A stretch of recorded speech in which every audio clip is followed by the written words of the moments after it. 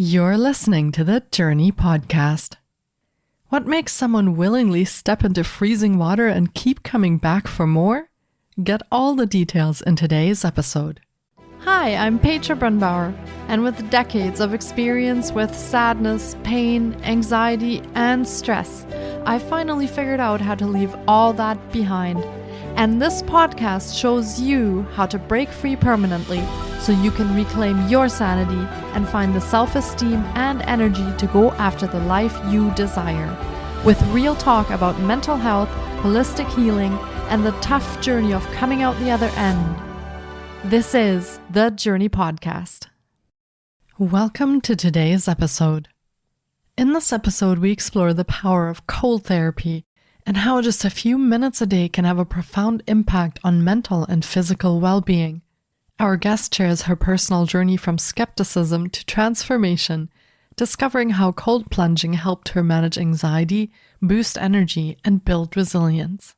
Kris Rice never set out to be the cold plunge person. She hates cold water, but after years of supporting her daughter's mental health, she finally recognized she had been ignoring her own. She knew what she should be doing: meditation, exercise, mindfulness, but there was never enough time in the day. Desperate for something quick but effective, she secretly bought a horse trough and set up a makeshift cold plunge in her backyard. She didn't tell anyone. What if she hated it? Spoiler alert, 2 minutes a day transformed everything. Her anxiety calmed, her energy returned, and she felt better than she could ever remember. That DIY horse trough led to a realization. Nothing in the cold plunge industry was designed with the human body in mind.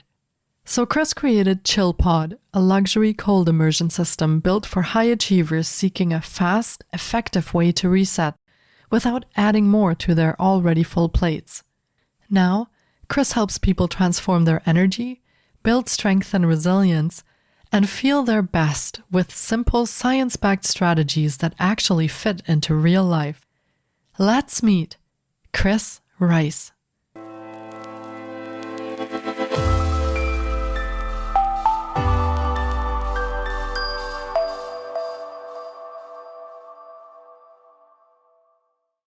Hi, Kris. It's so great to have you on the podcast today. I've been looking forward to getting to chat with you because cold therapy is such a fascinating topic, and we've actually never talked about it on the podcast before. So I'm so glad that you're here and we can dive into this today. Welcome to the podcast. Thank you so much. I'm really excited for the conversation. Yeah, me too. This is something that I was a little bit hesitant because I don't like cold too much. So definitely something we need to talk about. Well, here's the spoiler alert. No one likes cold. The reality is no one does. So hopefully by the end of our conversation, we can all just embrace that that's true and try it anyways. That sounds like a really good plan. And especially, I have a feeling that you're going to give us some of the really great benefits of it as well. So our listeners can kind of acclimatize themselves over the course of the episode to maybe trying this out for themselves. Exactly. Amazing. Well, Kris, start us off with a little bit about yourself and maybe share with our listeners how your story started, how you came to do what you do today, and maybe share also what it is that you do today so they can get to know you a little bit. Sure, absolutely. So I am a mom to 2 young daughters. They're almost teenagers and a teenager now. And when my oldest one was really young, she had a lot of mental health struggles. And so as her mom, I really dug into being her advocate for finding alternative solutions for how to make her feel better and really poured myself into that.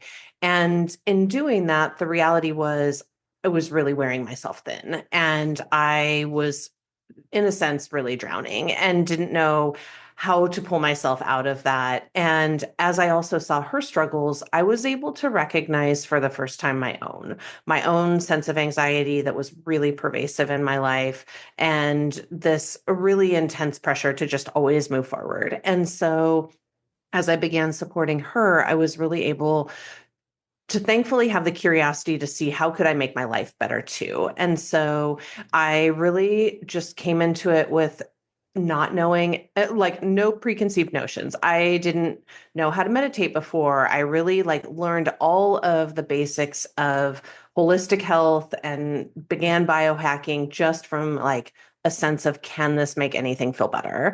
And so the meditation was a big piece for me. It was something that really supported me. But as much as I love it, it takes a lot of time. And so I got to this point where I had made like a toolkit per se of all these things that I love doing. And the reality was I couldn't do them. I didn't have enough hours in the day or bandwidth to do it. And so it was frustrating because I knew the things I could now do to feel better, but I also couldn't physically do them. And so it was from that space that a good friend of mine recommended that I try cold plunging. And I, much like you, hate cold water. And I was like, no, thank you. I don't want to do that. No. And so I said that for a number of months. And she kept coming back to me and being like, I just think you should try it. I just think you should give it a go. And so finally, one day I was like, honestly, what do I have to lose? Like, worst case, it's cold. I hate it. I'm never going to do it again. And so I secretly bought a horse trough. I put it in our backyard and filled it with hose water, tried it for the first time. And I was like, Amy was right.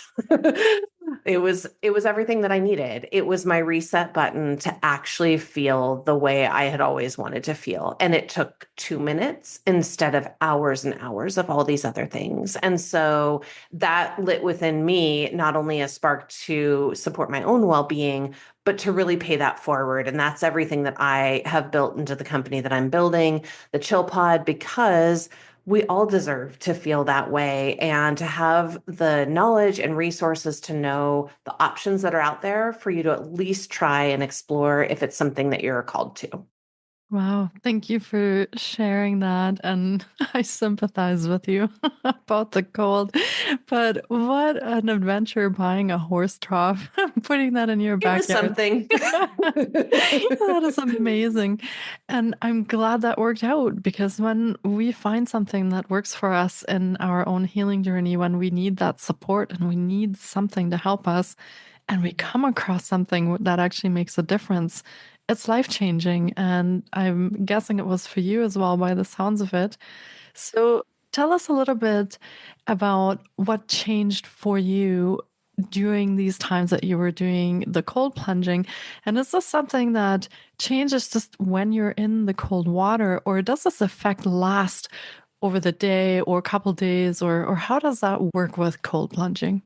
That's such a good question. So I think that one of the reasons I so quickly made a habit out of it was the fact that you felt instantly different. And when you think about all the different things that you can do to support your mind, body, spirit, there's few things that you can do that literally instantly create that change. Like if you start eating clean and healthy, like it's going to take time before that really shifts and changes. If you start working out, it takes time to build muscle, all those things.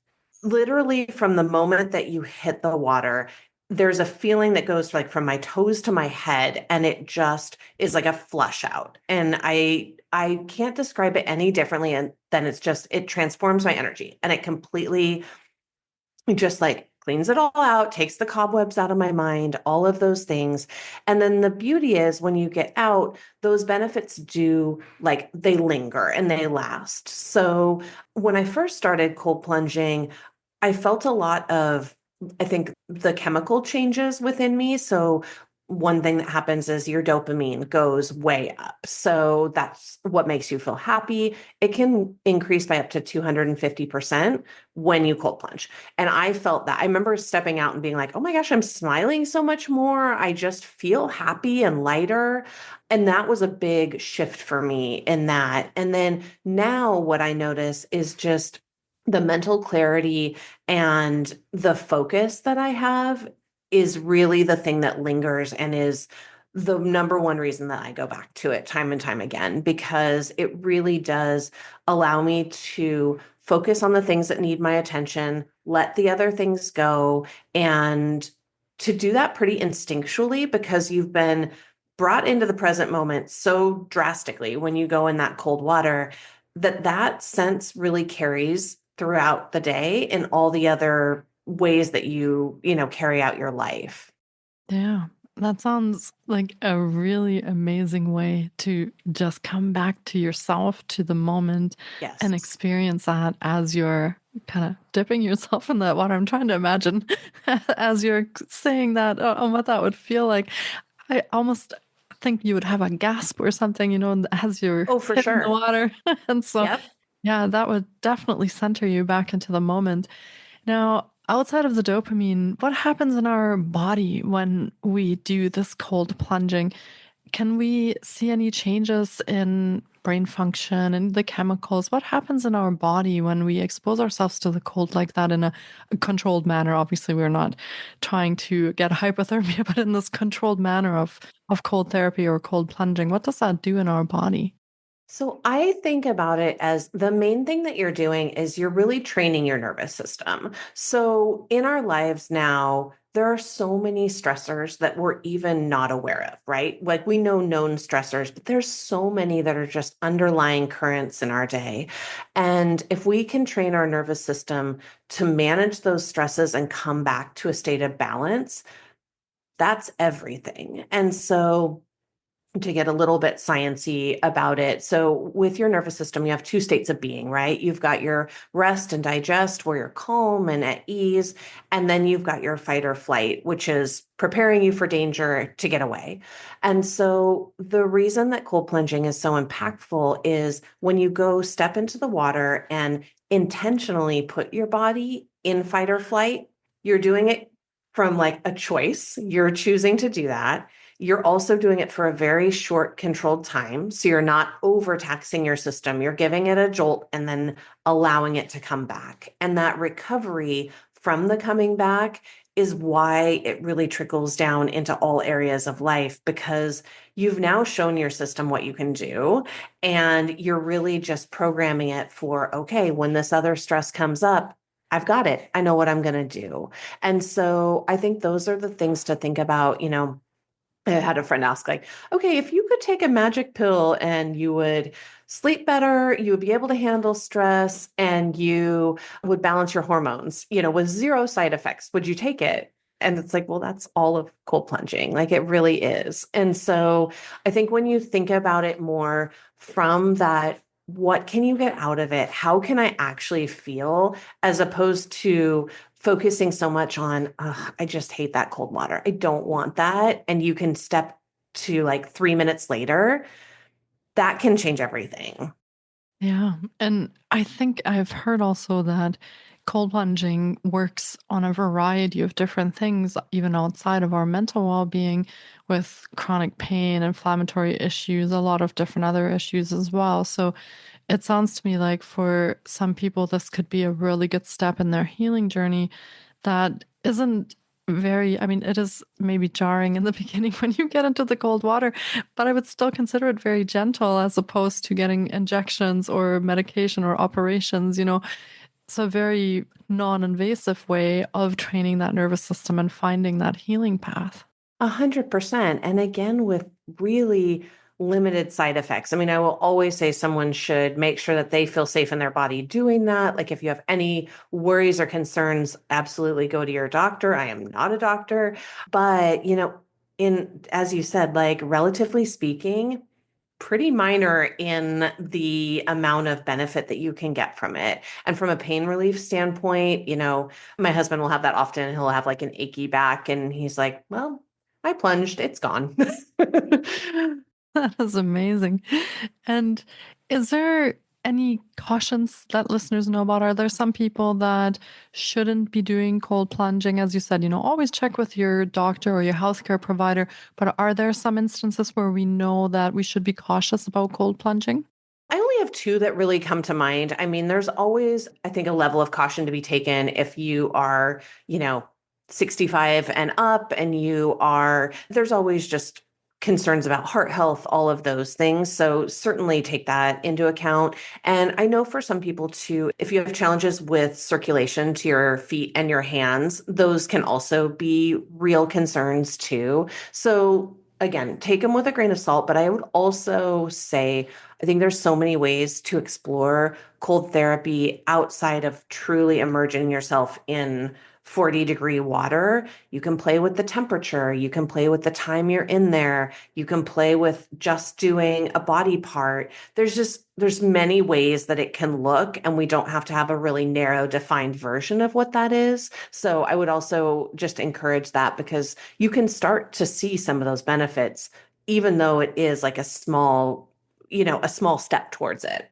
Yeah, I'm glad you're mentioning that because I was going to ask you that obviously there are people who live in the city or they have a very small apartment. They don't have access maybe even to a bathtub or a plunging tub or a yard where they could put Mhm. it in. So how can they start off with the cold therapy when they can't have access to an actual pod or a plunging tub?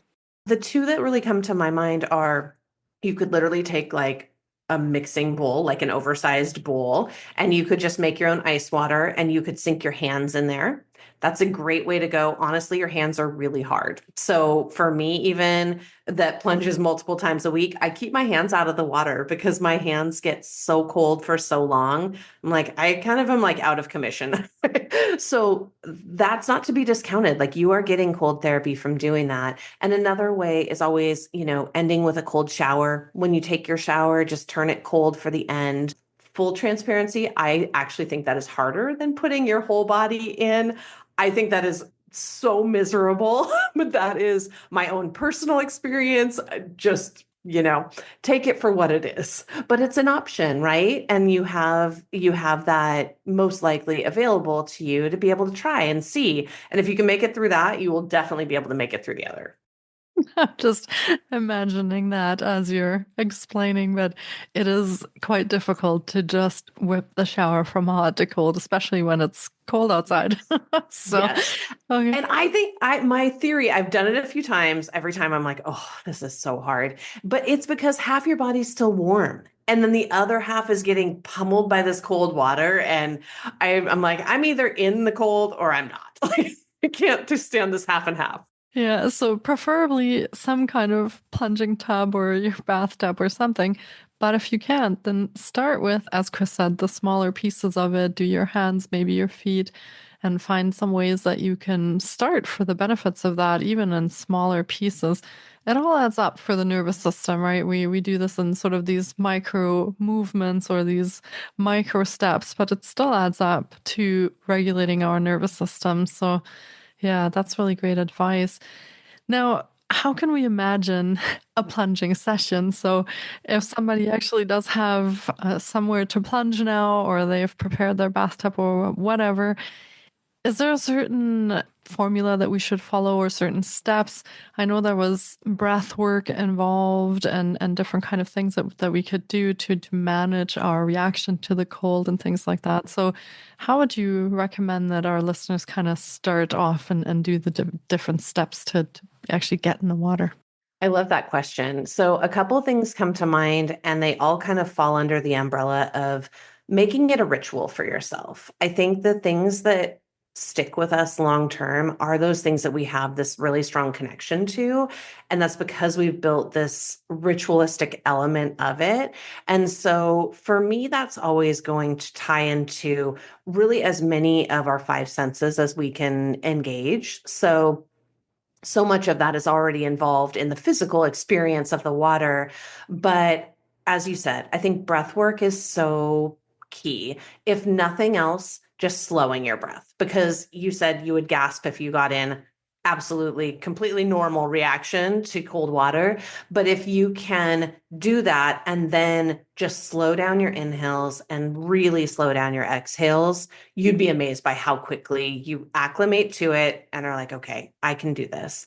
If you really want to get wild with it, you can do box breathing, which is definitely like super beneficial to calm your nervous system while you're in that moment of distress. So that's amazing. And then I think really allowing yourself to hear something that is supportive to you. And that can look so many different ways. It can look like a favorite song that might be fast, it might be slow, like whatever. And you can play around with it, right? Like, I've gone all over the map on all different kinds of music. Where I settle now is I love listening to like some mantras for 2.5 minutes while I do that. And maybe it's just me, but again, to the ritual element of it, I like listening to the same things over and over because I kind of know when that end is in sight. And so it also makes that time pass really quickly, honestly. Like it goes by fast in a good way. You don't want it to feel like you're in there indefinitely. So I think anything like that, that you can just, it helps center your mind. It gives you something to focus on. And if you can do the breath element of it, it literally will pass so quickly. And again, like start very small. You could, if you are getting in your bathtub with ice, maybe it's 10 seconds. Like there's no shame in that. You dunk in, you dunk out, and you're like, hey, I did it. And you build it from there. And what is sort of the recommendation in your opinion that people could work up to? Let's say they start with 10 seconds, 30 seconds, they build up to a minute. What is sort of optimal for plunging if you've kind of worked your way to a bit of a longer time? Yeah. I think it's really personal. So I hesitate to really give like a range because I think it's so individual that for one person, what might feel super great afterwards is way too taxing on another person. I think anywhere from that, 30 seconds to 2 minute, 3 minutes is a great range to be in. And again, being able to play with the temperature within that. But I read a study recently that I thought was a really great way to look at it as instead of your individual plunge time, thinking about it across a week. And so the recommendation from them was 11 minutes for the entire week. So that could look like basically, 45 seconds a day, or it could look like maybe I plunge 2 times at 4 minutes and then I do another little short one, something like that. So I think it gives you that a little bit of like a goal in mind, and then you structure the way that you get to that goal, which I like. Yeah, that keeps it very personal, and everyone can kind of Yes, play with their own sort of how they feel comfortable immersing exactly. themselves and for how long. Now, temperature is one thing that you touched on, and of course, there's different ways. I mean, if we pick up ice and we pour it in the bathtub, that will be very different than just turning the shower to cold or having an actual little plunge tub to go into. So, what kind of things are out there? Are some of them electrical that you have to plug in, or how does this work if we actually want to create an environment where we can plunge? And what would we do about the temperature in all of this? Yeah. Yeah, the temperature when I had my horse trough, it was honestly the hardest part of it was trying to, I know it sounds so ridiculous when I say it, but that was the hardest part. I was shocked by how much time it took me to try and really create that environment that I was going for, because once I did it enough times, I realized, okay, I kind of like it in this range, but then at that time of year I had it, it got to be summer. So my hose water got way warmer. And then it took way more ice to try and cool it down. It took a lot of time. I literally took my kids' storage bins and I would fill them with water and then I would freeze those. So I basically took an entire freezer too. So that piece can be, I think that's where you kind of get that sense of choice of, okay, do I want to just see if this is going to work for me? Do I want to just buy a couple bags of ice and throw it in my bathtub and see if it works? Do I want to try some type of a little tub outside and add ice to that? Or do I want to try and, kind of regain my time and energy that I'm putting into that and have an electrical chiller? Do I want to have some, sanitation elements to it? All of that. So it's all on a scale of different options, but that was where I kind of went to was, okay, we're doing this consistently. It's two of us using this. Like, we need to make this a little more plug and play and simple because our lives are busy and it's hard to fit all that stuff in. That makes a lot of sense. And especially if I think about here in Europe, where, the space is very tight and Yeah. the water, we have to pay for water.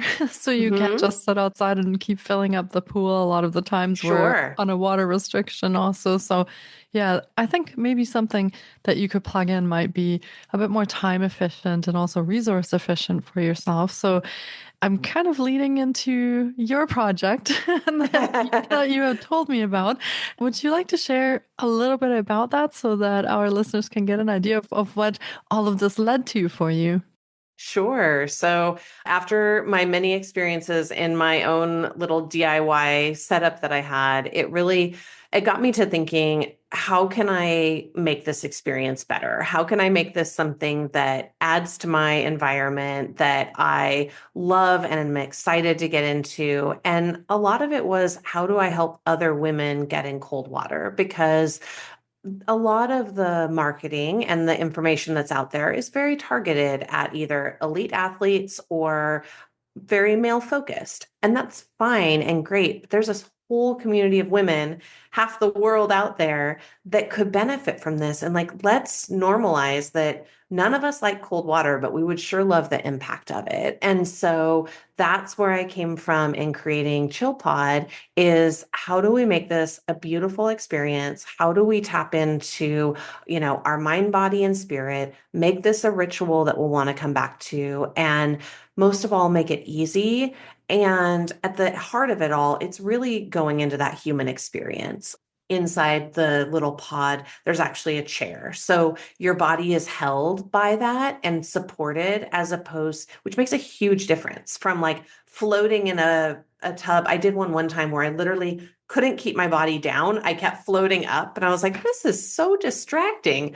So all of those things were sort of like, okay, I've tried these things. I know what I like, what I don't like, and I want to offer that to the world. So that's where it came about. That sounds like such an amazing project, and I can't wait for that to be birthed and actually come into the world. I'm guessing that by the time we air this, we're going to be a lot closer to that manifesting. And what can we imagine this to look like? So, if someone has actually never seen a plunge tub or aren't familiar with the plug-in versions of it, how can we imagine that? So we leave that running all the time, or we plug that in when we need it and then it cools it down? Or how does that work in a more practical sense for people? Yeah, you literally plug it in. So it's a standard outlet. You just plug that in and you set your temperature and you can forget it. So that it will just manage itself to always stay at whatever is your preferred temperature. The cool thing, I actually forgot to mention this to you before, but I actually felt like there was a lot of benefit in the contrast element. So it actually can go from a hot tub to a cold plunge if that's what you want. So, in a lot of partnerships, there might be one person who's like, I will never go in the cold, but I love my hot tub. And then, somebody who's like wanting and curious to experience the cold plunge. So we've got something for everybody in that one. But yeah, it's plug and play. You put it in and then that chiller will actually do all the work of cleaning the water too. So from your comment about, conserving resources, that's always something that I come at that from too. I'm an Oregonian at heart, so I'm always trying to, be conscious of our environment. And so, yeah, it was breaking my heart that in my trough I would have to throw out all those gallons. I fed the trees, but still, like it was a lot of work and a lot of water that you had to go through to keep that clean. So it's definitely a luxury to be able to just plug it in and know that it's ready whenever like the time arises. That sounds like another really great thing to have and maybe add to your wish list when it comes to that time. And this, I'm assuming, is for one person to go into at a time. So it's not like a hot tub where we can have multiple people and it is for one person. Yes, exactly. Exactly. All right. I like the idea of a chair in there because I was kind of wondering how you would crouch in there or fold yourself like into the pod. So Yes. the chair sounds really great. It's much more ergonomic to have that than like kind of, kneeling down and crouching into this little pod. Nobody really wants that. Yeah, and the ones I've seen, that's kind of how it works. You just like lower yourself into it, right? So Yes, yeah, that sounds exactly. fantastic.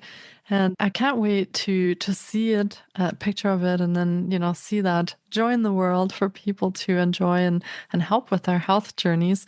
As we've discussed, we have a lot of benefit in our mental health. We have a lot of benefit in our physical health when it comes to cold therapy. So having one of those, even if you don't have a lot of space, maybe you can fit it on the terrace or a balcony or somewhere where you can put it. That might be for you a good start to doing the cold therapy. Now, you did touch on the sanitization part of it. So can you keep that running, or do you have to clean that out periodically, or how does that work when you use a cold plunge pool?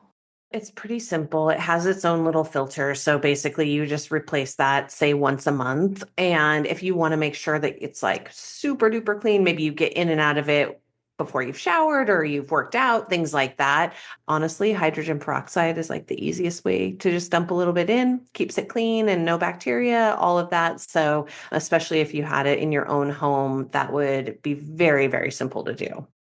Yeah, that sounds like most people can handle that. Even if they have a very busy schedule, this Agreed. would be something that you could do, I don't know, in the morning before everything gets hectic, or in the evening before you go to bed. So, yeah. What are good times to do the cold therapy? Would you say this is better in the morning because it energizes us and kind of gets the circulation going? Or does this also help people go to sleep if they do that at night? What do you think from your own personal experience? It's a great question. So, from my own personal experience, I would say 100% morning is my way to go. Just like you said, it energizes you. It reinforces your body's circadian rhythm. So you're knowing that it is morning time, that it is ready to like be ready for that day ahead, all of those things. But it goes back to people being, their own unique beings. And I have heard a few people that are like, I love doing it before bed. I plunge and then I crawl in the sheets and I sleep like a baby. I tried it once out of sheer curiosity and that was not my experience. So, I always want to be authentic and share what works and what doesn't for me. And so I think it's a little less on the side of the sleep being really sound afterwards because your body really does, it jacks up your nervous system. You're ready to go. So Yeah, and this will be something for listeners to try for themselves and see definitely. how that works in their bodies, how that feels. I do know people who love going to the gym at 10 p.m. and I've always Yeah, wondered because I'm that sitting doesn't there in work for my me either. PJs settling in, right? But for some people, this is sort of the release that they need before they can settle down. Exactly. So, yeah, this is definitely something that we could try out and see how that works. So, thank you for sharing all this information and your own journey. And I hope that our listeners have found some gold nuggets in there, some inspiration. Maybe they even just have a lake or a stream nearby where they can try this out in nature and it doesn't cost them anything and they can test it for themselves. Use the shower or the bowls, as you spoke about, to get themselves started. And if they're very curious now and they'd like to know more, where can they reach you, and then where can they find out more about your project with the Chill Pod and then what you're up to? Yeah, absolutely. So, if you want to hear more about me and my story as a founder, entrepreneur, and cold plunger, I share all things biohacking at Kris Rice Wellness on Instagram. And then, if you're curious to check out Chill Pod, you can go to thechillpod.co or at thechillpod.co on Instagram as well. Amazing. And we, of course, will be linking to all of Chris's offerings in the show notes as well. And stay tuned for the news on the Chill Pod and when that is going live. And we'll be sharing that in the show notes when we have some updates on that. I'm really excited to see that coming out. So I'm thanking you for joining me on the show today, for being here with us today and sharing all this wisdom and knowledge. It has been an absolute pleasure, and I have learned so much in this past half hour that we've shared together. So thank you for coming on, and thank you for spending this time with us. Thank you so much. It was an honor to be here, and I really loved our conversation. So, thank you very much. Yeah, me too. I feel like many people could use this in their lives as something to try for their own health. And maybe, like as was the case for you, they just haven't found something that works for them. And this gives them another opportunity to look for something to add to their healing toolkit. So thank you so much. I really appreciate you and all this amazing work that you do. All the best with the Chill Pod. I can't wait to see that. And take care of yourself, Kris. Thank you. You too. Thank you so much for taking time out of your day to listen in. If you enjoy the Jōrni Podcast, please support us by subscribing, sharing on social media, and leaving us a review. We appreciate you. And you can find more of The Jōrni on Facebook, Instagram, TikTok, and our website, thejōrni.com. Sending you love and courage, and see you next time.